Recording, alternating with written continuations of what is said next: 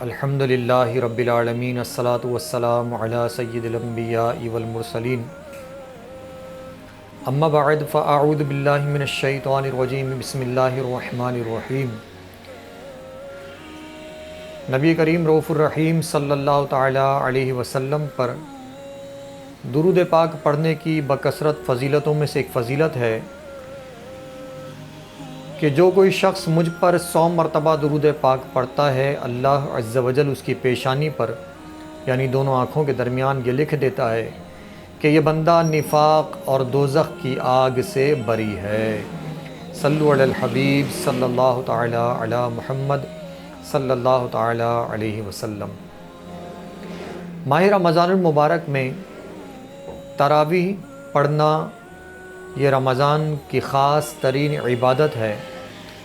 جہاں رمضان میں روزے اہم عبادت ہیں، وہیں تراویح بھی بہت اہم عبادت ہے۔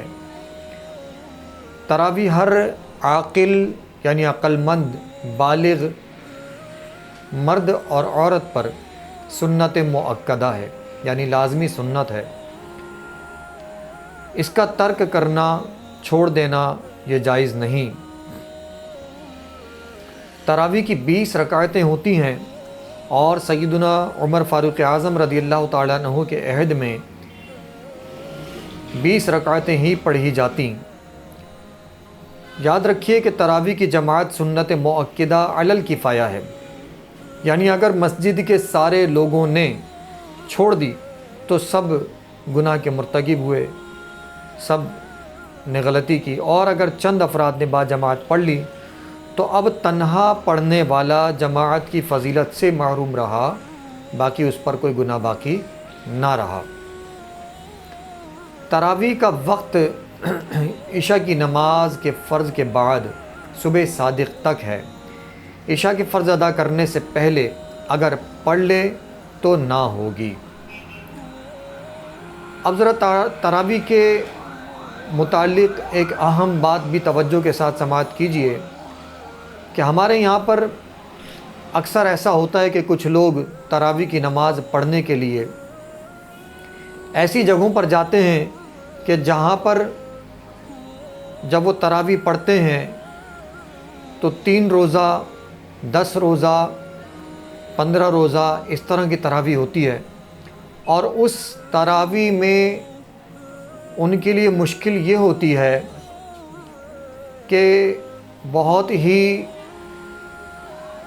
طویل وقت چونکہ اس میں کھڑے رہنا پڑتا ہے تو غفلت اور سستی اور کاہلی اختیار کی جاتی ہے، اور اتنا برا کام کیا جاتا ہے کہ قرآن کریم پڑھنے کے لیے خصوصاً تراویح کا جو اہتمام کیا جاتا ہے قرآن کریم پڑھنے، سننے اور سنانے کے لیے، اس کی یہ بے حرمتی کی جاتی ہے کہ امام قراءت کرتا ہے اور نماز پڑھنے کے لیے آنے والے بعض لوگ دور بیٹھے رہتے ہیں، اور جیسے ہی امام رکوع کی طرف جاتا ہے یہ دوڑ کر رکوع کی طرف جاتے ہیں۔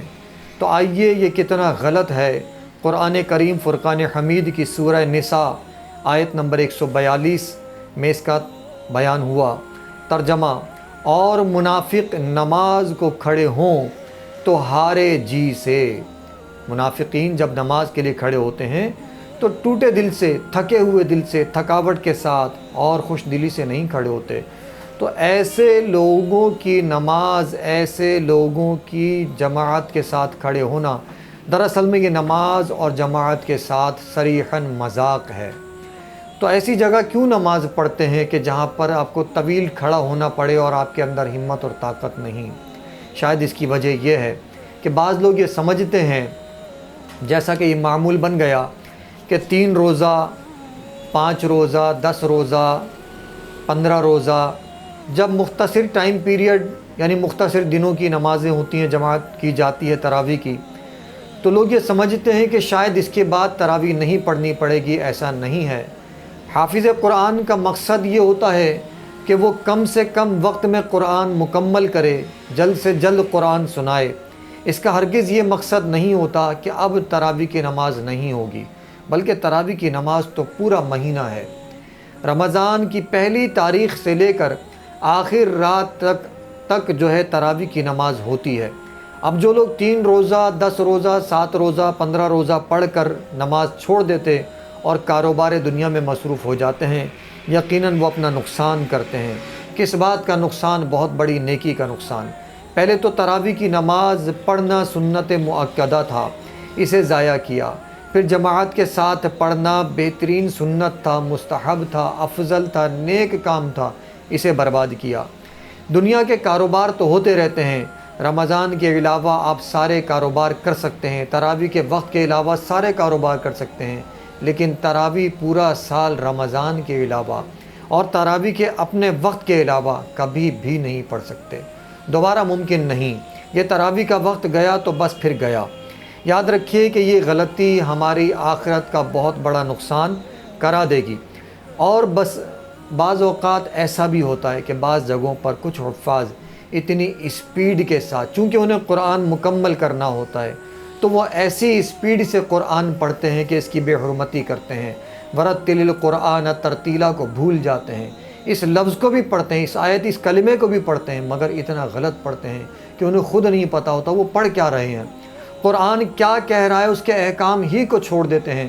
قرآن کہتا ہے، اور قرآن کو ٹھہر ٹھہر کر، آرام آرام سے، رک رک کر، طریقے سے، سلیقے سے، قاعدے سے پڑھو۔ قرآن نہیں کہتا کہ بھاگ دوڑ کر کرو، جلدی جلدی ختم کرو، قرآن نہیں کہتا۔ قرآن کہتا ہے ادب سے پڑھو، تہذیب سے پڑھو، اس کا جو سلیقہ ہے اس کے مطابق پڑھو۔ قرآن کو پڑھو طریقے سے، ترتیب سے، ترتیل سے پڑھنے کا حکم دیا۔ اور یہاں پر جلدی ختم کرنے والے اکثر حفاظ کچھ اس طرح سے پڑھتے ہیں کہ ان کے اپنے منہ سے ادائیگی ہوتے ہوئے الفاظ پر الفاظ چڑھ جاتا ہے اور الفاظ کے معنی اس اعتبار سے تبدیل ہو جاتے ہیں۔ اور یاد رکھیے، جب قرآن کو ایسے پڑھا جائے کہ اس کے معنی بدل جائیں اور ارادتاً ایسے پڑھا جائے، جان بوجھ کر ایسے پڑھا جائے کہ اس کے معنی بدل جائیں، یہ یقین ہو، جب یہ جانتا ہو کہ یہ پتہ ہو کہ قرآن کو غلط پڑھنے اس کے معنی بدل جائیں گے، اب تو صریحاً اس نے اللہ کے قرآن کا، اللہ کے کلام کا مذاق اڑایا اور گستاخی اور بے ادبی کی، اور اس کی سزا بہت سخت ہے، بہت سخت ہے۔ اس کی سزا اگر کسی کو نہیں سمجھ میں آتی یہ بات، تو میں پھر کہتا ہوں، توجہ کے ساتھ سنیے، کہ جس نے جان بوجھ کر قرآن کو غلط پڑھا اور اسے پتہ ہو کہ میرے الفاظ پر الفاظ چڑھ جاتے ہیں، الفاظ اتنے غلط بولتا ہوں کہ الفاظ مکس ہونے لگ جاتے ہیں، ایسی صورت میں جسے معلوم ہو، وہ جانتا ہو پھر بھی غلط پڑھے، اور اس ارادے اور اس یقین کے ساتھ بھی غلط پڑھے کہ ہاں ہوتا ہے تو ہوتا رہے، مجھے تو جلدی جلدی پڑھنا ہے، گویا اس کے نزدیک قرآن کی قدر نہیں، اس کی اہمیت اور عزت نہیں۔ اور جو قرآن کو بے قدر سمجھے، بے عزت سمجھے، بے قیمت سمجھے اور اس کی توقیر نہ جانے، بلکہ اس کی گستاخی اور بے ادبی کو اپنا شیوا سمجھے اور اسے غلط پڑھنے کو اپنا حق سمجھے، ایسی صورت میں اس کے لیے سخت شرعی احکامات ہیں۔ جائیے علماء سے اور مفتیوں سے پوچھیں، اور یہ پوری تحریر کر کے کہ میں نے بات بتائی اس کے مطابق کہ میں ایسے پڑھتا ہوں اور مقصد اور نیت یہ ہوتی ہے، تو پھر علماء بتائیں گے کہ کیا قاعدہ قانون لگتا ہے۔ ہم یہاں پر فتویٰ دینے تو نہیں بیٹھے، مگر یہ ضرور بتا سکتے ہیں کہ یہ انتہا درجے کی غلطی ہے اور ایمان کے خطرات میں سے خطرہ ہے۔ تو اللہ تبارک و تعالی ہم سب کو ایمان کے خطرات سے محفوظ فرمائے، خطرے سے محفوظ فرمائے، اور اللہ تبارک و تعالی ہم سب کے ایمان کی حفاظت فرمائے۔ اب توجہ سے سماعت فرمائیے کہ تراویح کی نماز جو لوگ یہ سمجھتے ہیں کہ چند دنوں کے بعد چھوڑ دی جائے گی تو پھر وہ غلطی پر ہیں۔ وہ اس بات کو یاد رکھیں کہ تراویح پورا رمضان پڑھنی ہے۔ ہاں، اگر جن کے لیے کھڑے رہنا مشکل ہے، بے شک وہ بیٹھ کر پڑھ سکتے ہیں، یہ تو فرض نماز میں بھی کر سکتے ہیں کہ کھڑے رہ کر جن کے لیے پڑھنا مشکل ہے وہ بیٹھ کر پڑھیں، جن کے لیے بیٹھنا مشکل ہے وہ لیٹ کر پڑھیں، جن کے لیے اس طرح بھی مشکل ہے وہ اشارے سے پڑھیں۔ الغرض یہ کہ نماز تو نہیں چھوڑنی، ایسی تراویح بھی نہیں چھوڑنی، مگر تراویح کی عزت اور حرمت بھی سمجھنی ہے اور اسے پابندی سے مکمل بھی کرنا ہے۔ پہلے دن سے لے کر چلنا ہے تو آخر دن تک اس تراویح کو مکمل کرتے رہنا ہے انشاءاللہ عز و جل۔ اگر ایسے کریں گے تو پھر ہماری تراویح مکمل ہو جائے گی اور اللہ تبارک و تعالیٰ کی رضا اور خوشنودی ہم حاصل کر سکیں گے۔ ورنہ جو اپنی تراویح کو جان بوجھ کر ضائع اور غلط پڑھے گا تو پھر اس کے لیے آخرت کے معاملات خراب ہوں گے۔ اب توجہ کے ساتھ سنیے، قراءت کی جاتی ہے، تلاوت کی جاتی ہے، قرآن پڑھا جاتا ہے تراویح میں قرآن پڑھنا مقصود ہوتا ہے، اور اسے پورا ختم کرنا فرض نہیں ہے، واجب نہیں ہے، یہ سنت ہے۔ اور یہ ضروری ہے کہ قرآن پڑھا جائے، بغیر قرآن کے تراویح تو نہیں ہے، کوئی سی بھی نماز بغیر قرآن کے نہیں ہے۔